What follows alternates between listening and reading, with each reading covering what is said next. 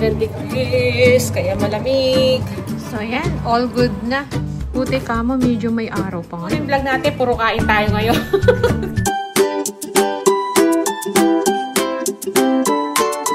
Hello kabayan! Always think positive! Good morning! Ano to pa? Good morning pa. Morning. Diyos ang lamig. Siguro nasa ano ngayon? Ilang degrees ngayon? Heat siguro. Lamig. Grabe. Tuwing umaga na lang, paggising. Sa Baguio kami ngayon. Sobra pa sa Baguio. Luto tayo ng ano, ng lumpia. Ginawa ko kahapon to, ayan o. Hindi ko mailagay sa freezer kasi puno yung freezer natin ng mga isda. Ano, puno. Kaya nasa chiller lang. Kaya sabi ko bawasan. 7 degrees, kaya malamig. Ay, dito tayo. Hindi ko. Layong ano ko. Tripod ko. Dito tayo ng almusal ni, ay baon ni Mister. Nawala na ang sabaw yung sotako natin. Pero pag ininit siguro. Tulog na. Mamaya nagtaga ko nga yan. Ang dinner namin kagabi, sotanghon.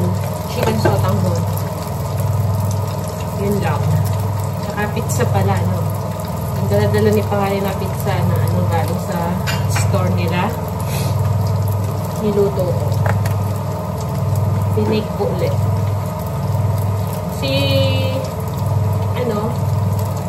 Bunso, tulog pa. Mamaya pa yung pasok na gas-12. Bawasan na natin itong lumpia. Nakagawa ko ng ano ba? 62 pieces. Sa isang ano yun? 500 grams. Sa kalahating kilo bagoy. Ano yun? Giniling. Kaya buti na lang ako, dalawa yung wrapper, yung nabili ko, 2 balot. Kaya yung iba, ginawa akong turon ng saging. Kasi pag nabuksan mo na yung yung pambalot ng lumpia, tapos pag sumingaw na yun, yung titigas na, tsaka kung lalagay mo sa chiller, medyo mag-aano na rin siya. Yun nga, titigas. Ito yun, ginawa ko. Yan, almost nakagawa pa tayo ng marami, Ano to? Maliliit na lang. Dahil maliliit na lumpia wrapper lang, hinati-hati ko yung saging. Yan, ganyan lang siya kalaki. Parang lumpia din. Lumpiang Shanghai. Ano to? Saging with langka. Yan. Nakita ko may langka pa pala akong nakabuti dyan. Yung with syrup siya. So, ito. Sinama ko sa saging. Mamaya, ito yung merienda namin ni Mister. Tsaka si Bunso, kakainin si Kuko. Pag niluto ko yun, hindi ko na lang sasabihin kay Bunso may langka. Ayaw niya kasi langka.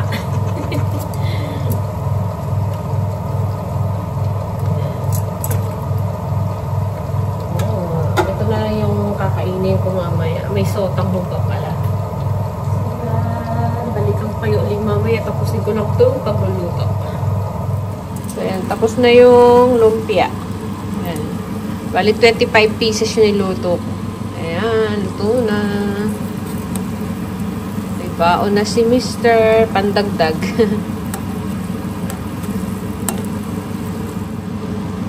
Ayan, okay na to. So, yung mga baon na nakaprepare na yung baon ni Mister. Idadagdag na lang yung lumpia. So, yung madilim pa pala rito. Saan natin? Ay, ang lamig talaga. So, gasan ko lang yung mga may kumain pa pala kagabi. O, tingnan nyo. Hindi na hugasan. So, ako na naman na maghugas. Malamig kasi ang tubig. Tayo na natin to. Luto na. Uy, 3 itlog yung nilagay ni Mister. Marunong na rin magsapaw ng itlog ngayon si Mister. Pero sabi ko sa kanya, basta pakahugas-hugasan niya. So, balik ako kayo ulit mamaya. Balik tayo. Lamig pa rin. Kinuha ko yung basurahan kasi kumuha ngayon. Pero red bin lang siya. Ano yun? General waste. Ay! Nandun ko pala napatay.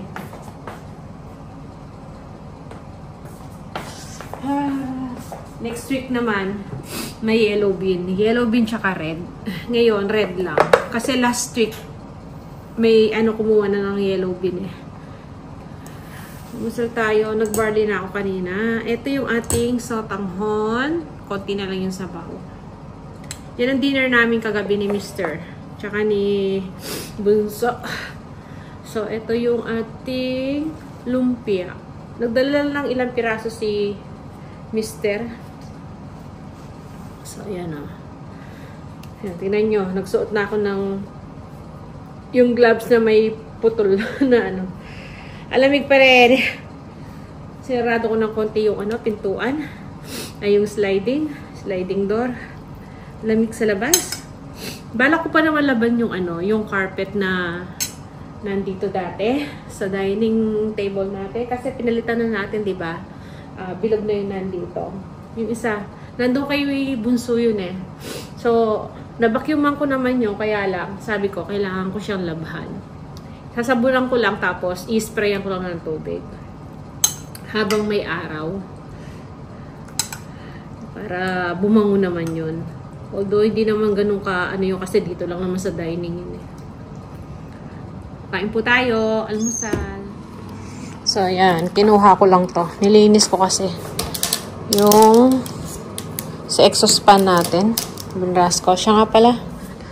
Nalabhan ko na yung carpet. Ayan, may araw. May maliit pa akong carpet na nilaban. Nandun sa side. Doon ko nilagay.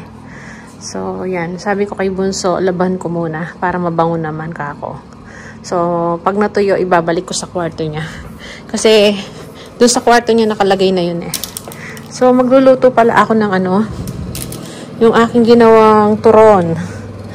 Na parang lumpiang maliliit lang siya. Manipis. Ayan. So, magluluto na lang ako dun sa pinaglutuan ko kanina.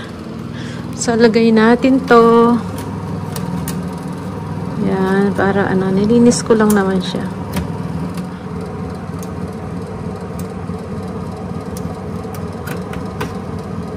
Ayan. Ayan. Lutuin natin yung pang-merienda tayo. Umalis na nga pala si Bunso. Yan, ito na lang natitirang Pwede pa naman tayo magluto uli ng lumpia. So, ayan, nailuto na natin. Bali, ilang piraso lang naman. Ayan, parang lumpia, Kasi maliliit lang yung pambalot natin. Kaya yung saging, hinati-hati ko ng maliliit. Yan. So, may langka yan. Sarap niyan. So, kain tayo uli. Daan na lang natin sa kain yung ating na-stress ako dun sa email nung aking distributor. Kasi meron siyang dinagdag na section sa akin. So, magi-start yun this coming Tuesday. Tsaka Wednesday. I-deliver ko. Parang magiging 3 na yung section namin. Kasi nag-iba eh. Parang dinagdag niya dun sa sa isang section namin doon. Yung sa isang area. So, lumaki siya. Para daw ma-deliveran namin yung hindi na dideliveran na sa kabila. Para pero tataas din naman yung bayad. Kaya lang, alam mo yun, yung lalakarin namin, parang isang na naman ako. Pag winter pa naman, ang hirap maglakad kasi nga maulan. Pero okay lang. Sabi namin, nag-reply na lang ako, sabi ko, titingnan ko muna kung kakayanin ko siya. Kung hindi, sasabihin ko sa kanila daw. So, yun, meron namang option eh. Sabihin ko daw kung magiging mangyayari kapag naumpisahan ko. Pero, iniisip ko na lang, sayang din. Pero, tatry ko. Pag winter lang kasi ang mahirap mag-deliver. Kaya, yun yan. Tingnan lang natin. Daan na lang natin sa kain. So, tayo lang naman mag-isa. Mamaya, pagluluto ko ulit silang ganito para mas mainit, malutong. So, ito, bahala na. Baka maubos ko to. Hindi na ako magla-lunch. So, yan. Hello! Balik tayo. Ayan, busy na naman tayo sa kusina. Pang dinner namin. Ito pa yung natitirang bigay sa amin na beef kebab. Yan. Beef barbecue. Ganon. Pwede na rin. Ito yung turon. So, gluto ako uli kasi pauwi na yung mag-ama. Si panganay, hindi ko alam anong oras na naman na uwi yung gabi na. Kaya si Bunso tsaka si Mr. lang yan. Nag-text na eh. Kaya naalala kong bigla nga pala, pagluluto ko ng merienda. Tapos yung pizza, iinit ko pa. Ito, dinner na namin to.